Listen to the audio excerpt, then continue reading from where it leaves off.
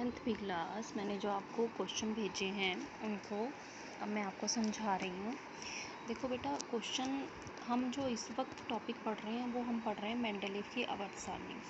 आवर्त सारणी जो है मेंडलीव ने पहले खोज की थी तत्वों को फिर एक टेबल में व्यवस्थित किया था, जो कि मैंने आपको पहले भेजा भी हुआ है। वो किस तरह से उनको अलग अलग ग्रुप्स में रखा, फिर उसका एक उसने टोटल चार्ट बना दिया था। तो अब क्वेश्चन हमारे पास आया कि गैलियम एक तत्व है, ठीक है। गैलियम के अतिरिक्त अब तक कौन कौन से तत्वों का पता चला है जिसके लिए मेंडलीव ने अपनी आवर्त सारणी में खाली स्थान छोड़ दिया था? जर्मेनियम और स्कैंडियम, ठीक है। वर्ग 4 के दो तत्व हैं।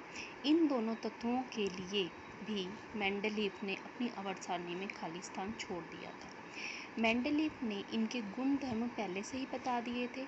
जब बाद में इन तत्वों की खोज हुई तो उनके गुण धर्म लगभग वही थे जो कि मेंडलीव ने बताए थे। तो क्वेश्चन है कि गैलियम एक तत्व है, उसके अलावा कौन से दो तत्व हैं जिनके लिए मेंडलीव ने आवर्त सारणी में खाली स्थान छोड़े थे? तो वो दो तत्व हैं। वो दो तत्व हैं, एक जर्मेनियम, इसका सिंबल होता है Ge, और स्कैंडियम, ठीक है। स्कैंडियम का Sc होता है बेटा। देखिए, जब भी आपने सिंबल लिखना होता है किसी भी तत्व का, पहला वर्ड कैपिटल आता है और दूसरा वर्ड जब भी आएगा वो हमेशा स्मॉल आएगा। अब जब आपके यूनिट टेस्ट वगैरह हुए हैं तो कई बच्चों ने जब उनके सिंबल वगैरह लिखे हैं तो आप बेटा पहला वर्ड और दूसरा वर्ड दोनों कैपिटल लिख देते हो या दोनों छोटा लिख देते हो। अगर तो सिंगल वर्ड वाला है तो आपने उसको कैपिटल ही लिखना है, और अगर दो वर्ड में उसका सिंबल आता है तो आपने पहला वर्ड कैपिटल और दूसरा हमेशा स्मॉल लिखना होता है, ठीक है बेटा। तो इस क्वेश्चन को आपको याद हो गया होगा कि गैलियम के अतिरिक्त मेंडलीव ने किन दो तत्वों के लिए खाली स्थान छोड़ा था अपनी आवर्त सारणी में? वो थे जर्मेनियम और स्कैंडियम, ठीक है। फिर मेंडलीव ने अपनी आवर्त सारणी जब तैयार की तो उसने कौन सा मापदंड पाया, उसने ऐसा क्या कोई गुणधर्म रखा जिसके आधार पर उसने अपनी आवर्त सारणी में तत्वों को अरेंज किया? तो मेंडलीव ने अपनी आवर्त सारणी में बढ़ते हुए परमाणु द्रव्यमान के आधार पर उसने क्या किया था, उसको व्यवस्थित किया था। परमाणु द्रव्यमान होता है जो प्रोटॉन और न्यूट्रॉन की संख्या होती है, वो क्या होता है, परमाणु द्रव्यमान। और समान गुणों वाले तत्वों को एक समूह में रखा।